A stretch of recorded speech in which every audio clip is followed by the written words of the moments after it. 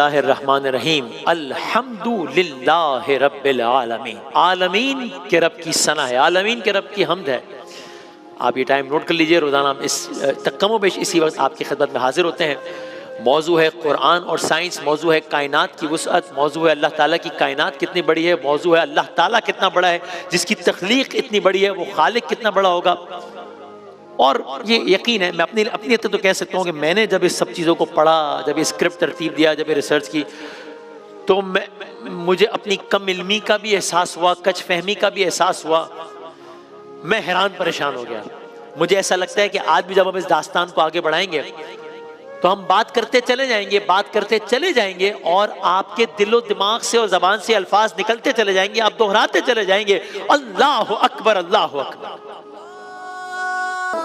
Direct आज के मुद्दे पर आते हैं। हमने जमीन के चांद पर तफसील से बात की थी कि चांद पर हो क्या क्या रहा है, लेकिन जमीन के चांद से जब हम फारिग हुए तो हमने अगला सवाल ये पूछा कि बस ये एक ही चांद है ना पूरे सोलर सिस्टम में। अभी कायनात की बात नहीं कर रहा, सिर्फ अपने सोलर सिस्टम की। तो पता चला नहीं चांद एक नहीं है, एक सैयारा, उसके दो चांद हैं। कोई है जिसके 50 से ज्यादा चांद हैं, कोई है जिसके 100 से ज्यादा चांद हैं। मालूम हुआ अभी कायनात को छोड़ दें, हमारी अपनी जमीन के आसपास 300 के करीब चांद है। 300 चांद है तकरीबन, और हर चांद की एक अलग दास्तान है। अब आप अगले 10 मिनट हमारे साथ रहिए, सुनिए और हैरान हो जाइए कि ये आलम क्या है, ये माजरा क्या है। अब इतना वक्त नहीं है कि एक एक चांद के बारे में अर्ज करें, जाहिर है कि 300 चांद है तो कितनी बात हो सकती है। लेकिन हमने यूं किया है कि जरा निजाम शमसी के जो कुछ सबसे ज्यादा दिलचस्प चांद हैं, हम आपके लिए उसकी इंफॉर्मेशन बहुत शॉर्ट करके आपकी खिदमत में लाएं, ताकि अभी उलमा कराम भी फरमा रहे थे कि एक मुसलमान को दुनियावी हवाले से भी उसको मालूमात होनी चाहिए, और ये मालूमात तो दुनियावी भी है, दीनी भी है। ये मैं बताती है अल्लाह ताला पर हमारा ईमान पुख्ता करती है। तो जो सबसे इंटरेस्टिंग चांद हमें लगे हमने शॉर्ट डाउन किए हैं। मैं अर्ज करता हूँ ताकि मालूमात में मैं अपनी बात करूँ, मेरी मालूमात में इजाफा हो, ईमान में इजाफा हो। बस जल्दी जल्दी चलते हैं। पहले आप इसका सुन लीजिए अगले 50 सेकंड के लिए। ये मार्स है ना, मार्स का एक चांद है। वैसे तो चांद उसके ज्यादा है, एक से ज्यादा चांद है, लेकिन मार्स का एक चांद है, फोबस कहते हैं। ये इतना अजीब व गरीब चांद है कि जमीन पे हमारे एक चांद है ना, वो चांद निकलता है और चांद चला जाता है। ये जो चांद है जो मार्स पर है, ये ऐसा है कि अगर आप फर्ज करें कि मरीख पर रहते हैं अगर आप, तो आपको ये चांद एक दिन में 3 बार तुलू होता हुआ और 3 बार गुरूब होता हुआ नजर आएगा। अजीब, एक ही चांद है, दूसरे चांद की बात नहीं कर रहे इसके। एक ही चांद है, दिन में 3 मरतबा तुलू हो रहा है, 3 मरतबा गुरूब हो रहा है।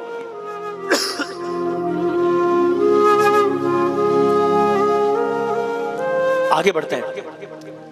एक और सैयारा नेपच्यून का एक चांद है,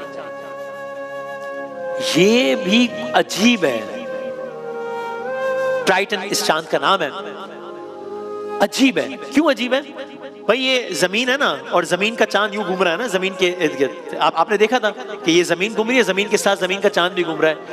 ये जो चांद है ये अजीब है, अल्लाह ताला की पता नहीं क्या क्या तख्लीक है। ये चांद उल्टा चल रहा है, उल्टा चल रहा है। क्या मतलब? जो सैयारा है नेपच्यून वो इस तरह घूम रहा है, अगर मिसाल के तौर पे वो चांद इसके उल्टे घूम रहा है। यानी अब आप कुछ इस तरह की सूरत है, ये सैयारा यूं घूम रहा है, चांद उल्टा घूम रहा है। यानी कुछ अक्सर साइंसदानों का ये मानना है कि ये चांद असल में नेपच्यून का था ही नहीं। तो क्या हुआ था? ये चांद चट्टान की सूरत में या किसी भी सूरत में खला में भटक रहा था। ये इस सैयारे के पास से गुजरा, और जब इसके पास से गुजरा तो इसकी कुव्वत में फंस कर रह गया। तब से अब तक इसके इर्द गिर्द घूम रहा है। सैयारा यूं घूम रहा है, चांद यूं घूम रहा है। ये पूरे निजाम शमसी का इतिहास से सबसे मुनफरिद चांद है। और इस चांद पे बहुत बर्फ है, बहुत बर्फ है इस चांद पे। यानी इतनी बर्फ है इस चांद पे कि जमीन पे सबसे ज्यादा सर्दी अंटार्कटिका में आज तक पड़ी है, -80 डिग्री। इस चांद पे दर्जा हरारत आमतौर पे कितना होता है? -100, -230 डिग्री सेंटीग्रेड। एक अलग ही दुनिया बर्फ की आबाद है। गोया आबाद तो नहीं है, रह नहीं रहा, लेकिन एक अलग अजब मामला है। आगे बढ़े। एक और चांद है, ये चांद है नेपच्यून का। ये चांद तो इसके अंदर क्या हो रहा है अलग बात है, ये दिखने में ही अजीब है। अजीब, ये इस तरह का चांद है कुछ। ये दिखने में भी अजीब है, इसकी रफ्तार भी अजीब है। यानी जहां कुछ चांद ऐसे हैं जिनको एक चक्कर मुकम्मल करने में 7 घंटे लगते हैं, कुछ चांद ऐसे हैं जो एक चक्कर मुकम्मल कर लेते हैं 7 घंटे में, इस चांद को यही काम करने में कितना टाइम लगता है? इसको 7 घंटे नहीं लगते, इसको 7 दिन भी नहीं लगते, इसको 70 दिन भी नहीं लगते, इसको 360 दिन लगते हैं ये एक काम करने में, एक चक्कर लगा 360 दिन। आप अल्लाह ताला की तख्लीकात की जो मतलब जो अलग अलग मुख्तलिफ नौ चीजें वो नोट कर रहे हैं कि वही निज़ाम शमसी है, वही चांद है, एक चांद है 7 घंटे में चक्कर मुकम्मल कर रहा है, साथ एक और चांद है वो 360 दिन में चक्कर मुकम्मल कर रहा है। इस चांद की एक और बड़ी अजीब बात है, ये कभी अपने सैयारे से बहुत करीब हो जाता है, कभी बहुत दूर चला जाता है, फिर बहुत करीब हो जाता है, फिर बहुत दूर चला जाता है। यानी कितना करीब कितना दूर चला जाता है, मैं आपकी खिदमत में अर्ज करता हूं। कभी ये चांद नेपच्यून से सिर्फ 1 मिलियन किलोमीटर दूर होता है। अब जाहिर है मैं तो, हमें अल्फाज एक्सप्रेशन हर चीज की कैद है, मैंने 1 मिलियन इस तरह कह दिया जैसे 1 किलोमीटर भी ना हो, 1 मिलियन। कभी कभी ये चांद अपने सैयारे से 1 मिलियन किलोमीटर के फासले पर होता है, और कभी कभी यही चांद घूमते घूमते घूमते घूमते अपने सैयारे से 10 मिलियन किलोमीटर दूर चला जाता है, फिर वापस आ जाता है, फिर दूर चला जाता है। अल्लाह अकबर। लेकिन अगर आप ये सुनकर हैरान हो रहे हैं तो मैं आपसे कहूंगा आप अभी हैरान ना हो हैरान, अपनी हैरानगी बचा के रखिए, इसलिए कि ये तो मैंने आपकी खिदमत में पूरे निज़ाम शमसी के एक सैयारे के एक चांद की एक खुसूसियत अर्ज की है। आगे चलें क्योंकि वक्त कम है, बहुत सारे चांद डिस्कस करें ना हमने। तो एक और प्लेनेट का एक और चांद है, मिरांडा करके कुछ कहते हैं इसे, इसकी प्रोनाउंसिएशन इस तरीके की है कुछ, ये शेक्सपियर की एक तहरीर है, उसके किरदार की एक हीरोइन के नाम पर है। इस चांद में कुछ ऐसी खुसूसियात हैं जो निज़ाम शमसी के किसी और चांद में है ही नहीं। क्या मतलब? यानी अगर आप खाली इस चांद को देखेंगे ना तो आपको ऐसा लगेगा जैसे कोई चीज थी, उसके बहुत सारे टुकड़े हो गए थे और उसको जोड़कर बनाया गया। ऐसा ये चांद इस तरह का है जैसे कुछ टूट गया हो, जैसे ये है वो चांद। इसकी ख्याली तस्वीर, हम कुछ एक्चुअल कुछ ख्याली तस्वीर दिखाएंगे, कुछ AI जनरेटेड इमेजेस। ऐसा लगता है जैसे कुछ टूट गई है कोई चीज और उसको जोड़कर बनाया है। और मैं आपकी खिदमत में अर्ज करूं, कई साइंसदानों का ख्याल है कि ऐसा ही है, ये कोई वीडियो गेम नहीं चल रही है, कायनात में हो रहा है ये सब कुछ।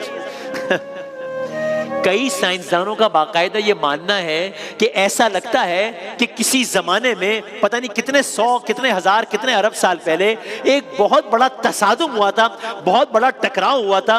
उस टकराव की वजह से ये चांद टूट गया था, फिर ग्रेविटी की वजह से दोबारा जुड़ गया और अब सर घूम रहा है।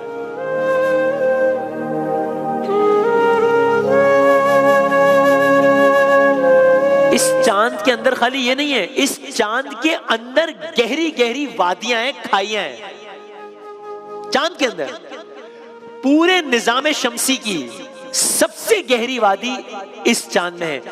20 किलोमीटर गहरी वादी है इस चांद के अंदर। इसका मतलब क्या हुआ? ये 20 किलोमीटर कितना होता है? इसको समझने के लिए हम ये समझ लें, जमीन पर जो सबसे ऊंचा स्ट्रक्चर है कौन सा है? Mount Everest. आसमान से बातें कर रहे हैं ना। माउंट एवरेस्ट कितना ऊंचा है? तकरीबन 8 किलोमीटर। माउंट एवरेस्ट की ऊंचाई को मल्टीप्लाई बाय 3 कर दें तो इतनी गहरी खाइयां हैं इस एक चांद के अंदर, और यहां बर्फ ही बर्फ है। अभी आपने मनाजिर देखे होंगे तो आपको खूब बर्फ नजर आई होगी, इसलिए कि इस चांद पर बर्फ ही बर्फ है, चटाने ही चटाने। Temperature -187 degree centigrade. आगे बढ़ते हैं, टाइम कम है, सैटर्न की तरफ चलते हैं। इस सैयारे के तो अपने 150 चांद हैं। 150 चांद एक सैयारे के, जैसे हमारा सैयारा है जमीन, उसका एक चांद है, इसके 150 चांद हैं। उसमें से एक चांद है टाइटन। ये चांद दिखने में लगता है जमीन जैसा, लेकिन है नहीं जमीन जैसा। इस चांद के अंदर दरिया है, लेकिन जमीन के दरियाओं जैसे नहीं है। फिर क्या दरिया किसी और जैसा? दरिया तो समंदर पानी का ही होता है ना भाई, और भी किसी चीज का होता है क्या? जी हां, इस चांद के अंदर मीथेन के दरिया हैं। इस चांद के अंदर भी समंदर है, पानी के समंदर नहीं है। इस चांद के अंदर मीथेन के समंदर हैं। इस चांद के अंदर बारिश हो रही है, जमीन की तरह हमारे मीथेन की बारिश हो रही है। मैं जब ये सब पढ़ रहा था तो मुझे अंदाजा अपनी कम इल्मी का हो रहा था कि हमने ये दरख्त, पहाड़, दरिया समझकर ही मैंने कह दिया अल्हम्दुलिल्लाह रब्बिल आलमीन, बार तेरे के क्या कहने तेरी तख्लीकात के। भाई ये तो ये मंजर है इस चांद के अंदर, ख्याली कुछ ऐसा मंजर है। ओ भाई हम तुम जहां सोच नहीं जा सकती वो सब कुछ आबाद है। बर्फ के पहाड़ हैं इसी चांद के अंदर, इस तरीके से बर्फ के बड़े बड़े पहाड़ हैं। एक और चांद है, एक और चांद है सैटर्न का, जहां बर्फ के फव्वारे हैं। वहां बर्फ के पहाड़ थे, यहां बर्फ के फव्वारे हैं। यानी आप सोचें खला में 100 किलोमीटर बुलंद पानी के फव्वारे हैं और बर्फ के नीचे पूरा एक समंदर मौजूद है। बर्फ के नीचे पूरा एक समंदर मौजूद है।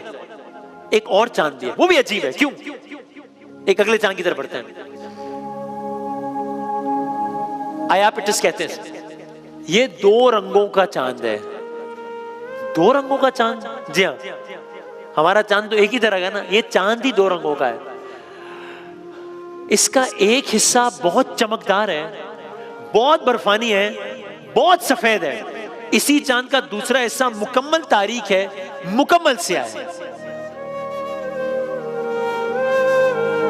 आप बस सुनते चले जाइए और अल्लाह अकबर कहते चले जाइए और हम आगे बढ़ते चले जाएंगे। अब एक और चांद है, ये तो ये अजीब है, ये अजीब है। ये एक साइज के एतबार से भी छोटा है और साइज के एतबार से ग्रेविटी भी होती है। किस्सा मुख्तसर, ये एक और चांद है, इसकी ग्रेविटी कम है। जमीन पर हम जब कदम उठाते हैं तो ग्रेविटी की वजह से कदम नीचे आता है ना, कोई चीज उछालते हैं ग्रेविटी की वजह से नीचे आते हैं। हमारा जमीन का जो चांद है उसकी ग्रेविटी 6 गुना कम है। इसलिए जब नील आर्मस्ट्रांग चांद पे गया था तो उसका कदम जब उठ रहा था तो उस रफ्तार से नहीं आ रहा था। अब ये जो एक और चांद है इसकी ग्रेविटी इतनी कम है, इतनी कम है, क्या आप समझ लें ये एग्जिस्ट तो करता है ये चांद छोटा सा, लेकिन इसकी ग्रेविटी है ही नहीं। इसका मतलब समझ रहे हैं आप क्या हुआ? इसका मतलब ये हुआ कि ये इस चांद पे अगर कोई शख्स फर्ज करें कि खड़ा है, तो इस चांद पे अगर कोई शख्स इसकी सतह पर खड़ा है और अगर वो एक जंप मारता है तो वो उछलकर खला में चला जाएगा, वापस ही नहीं आएगा, खला में चला जाएगा। फबिअय्यि आलाइ रब्बिकुमा तुकज़्ज़िबान, कौन कौन सी, ये ग्रेविटी कितनी बड़ी नेमत है तो अभी पता चला मुझे। कौन कौन सी नेमतों को जुटलाओगे? क्योंकि जिस चांद पर ग्रेविटी नहीं है वहां का आलम यह कि वहां से कोई जंप करेगा तो वो ऊपर ही चला जाएगा, वो खला में चला जाएगा। लेकिन इससे पहले कि मैं अगली बात अर्ज करूं और आज के तक ये सेगमेंट खत्म करें, कुरान करीम की बहुत सारी आयत थी जो हम वैसे पढ़ते हैं, तसलसल में पढ़ते हैं, तर्जुमा भी पढ़ते हैं, तसलसल में पढ़ते हैं। ये सब पढ़ने के बाद all of a sudden many things started making sense to me। ये सूरह, अभी आपने सब कुछ सुन लिया ना, अब आप सूरह आले इमरान है, आयत नंबर 191 है। अब आप सोचें कि ये बात उस जमाने में, आज तो हमें समझ आ रही है, it is making some sense. यानी ऑफ कोर्स कुरान मजीद से ज्यादा सेंसिबल किताब कोई नहीं है, हमारी कम अक्ल है कि हमें समझ में नहीं आ रही थी बात। आप सोचे 1400 साल पहले ये बात हो रही है, कैसे हो रही है अगर ये किताब हक नहीं है तो?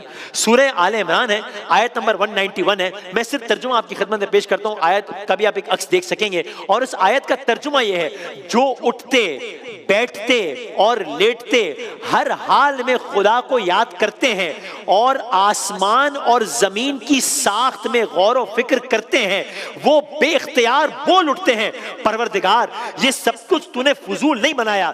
वो बेख्तियार बोल उठते हैं, परवरदिगार तूने सब कुछ बेमकसद नहीं बनाया, तू पाक है इससे कि अबस काम करे, बस ए रब हमें दोज़ख के अजाब से बचा ले।